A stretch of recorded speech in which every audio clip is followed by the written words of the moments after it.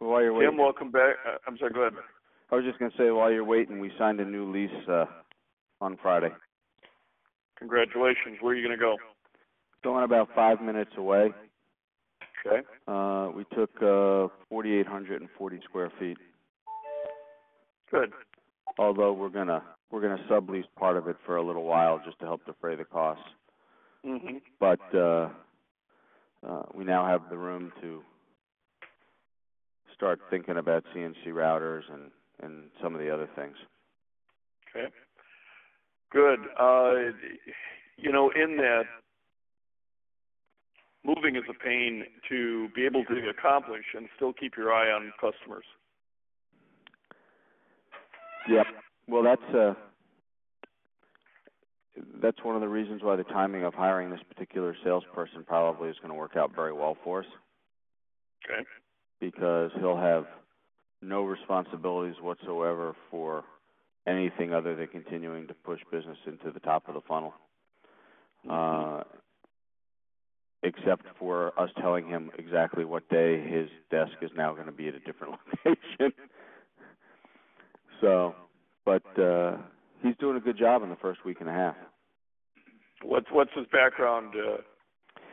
We after much frustration trying to hire somebody with the experience set that I wanted, and experiencing a great deal of frustration, I completely rewrote the type of person that I wanted for a salesperson, and I completely rewrote the ads that I put in, and I decided to specifically for somebody with no sales experience, but that had a set of intrinsic skills that we could mold from the ground up.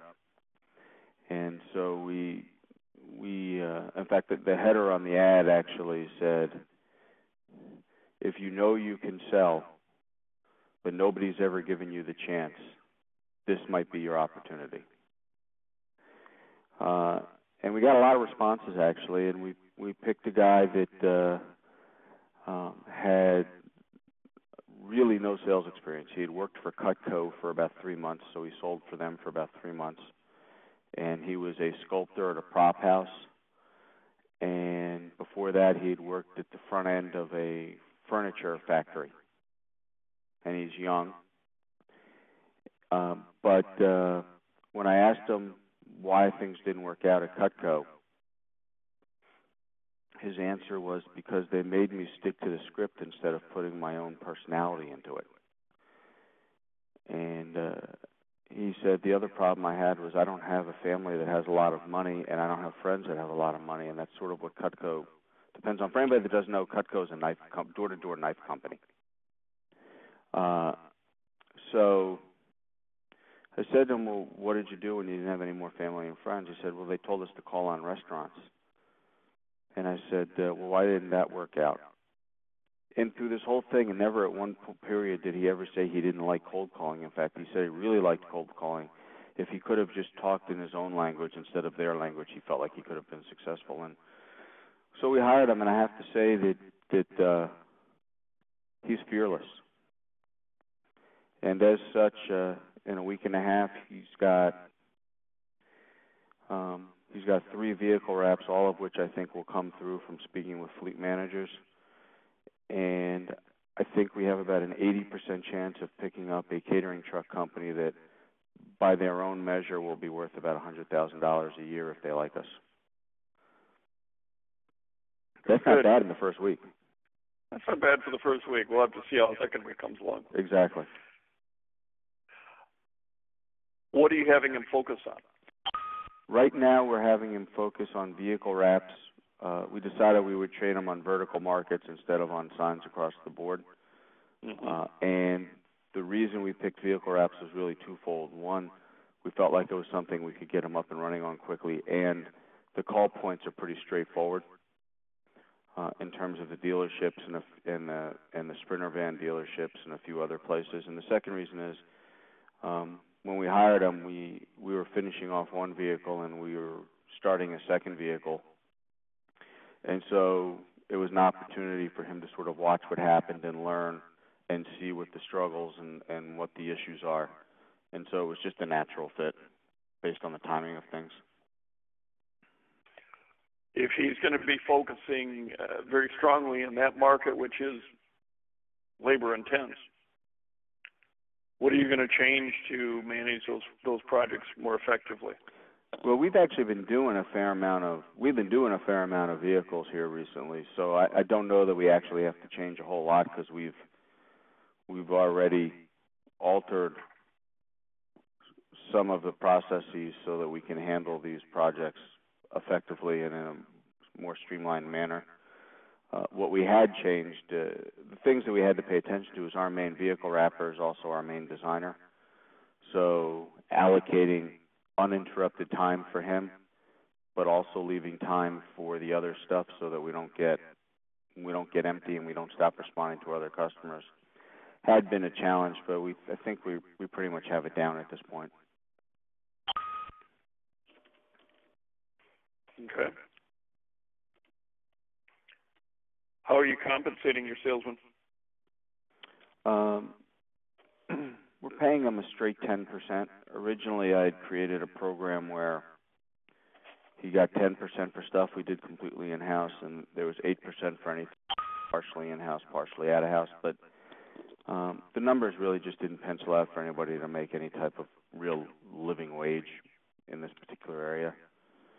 And since we're planning to be able to do everything in-house in the next 6 to 8 months, we just decided that the extra 2% wasn't going to kill us in the short run, and it was going to allow him to make enough money to, if he was any good, to make a living wage.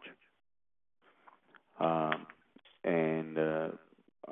couple of conventions ago, somebody had mentioned, I don't remember who, that if you pay him 10% and you mark everything up 12.5%, gives you a little bit of room to bonus them if they're doing well and to pay for some of the other stuff. So that's sort of what we're doing.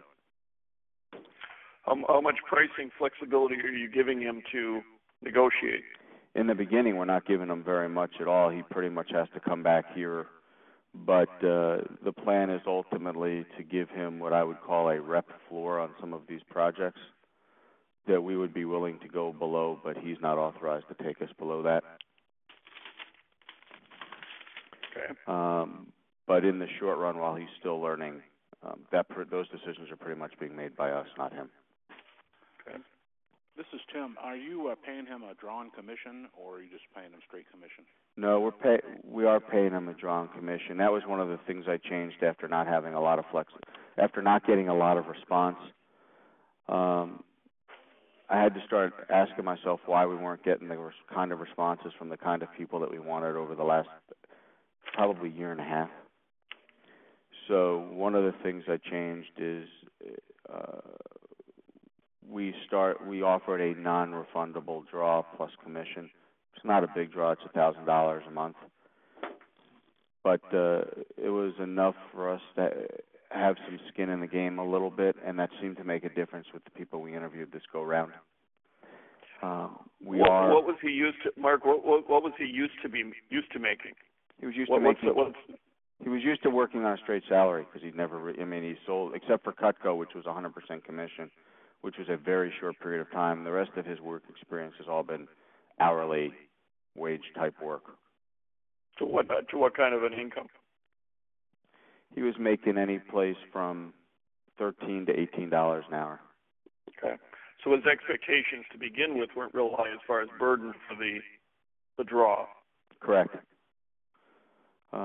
He also, while he's young, he doesn't live with his folks. He lives with his girlfriend. They live in an apartment, and that was one of the things I decided I was going to look for, was somebody that had some financial stress, but and that was behaving like an adult, not like a child, in terms of their living environment. So we did make the decision that we are going to provide him with a cell phone, not because we couldn't have just taken that same money or some amount of money and participated in reimbursing him for his cell phone, but we really decided that we wanted the cell phone number that was going to be on the business cards to be ours, for us to own it, so that when he eventually leaves or we eventually get rid of him, those customers are still calling Resource for Signs. And we decided the extra money was worth it to have a number that was always going to be associated with us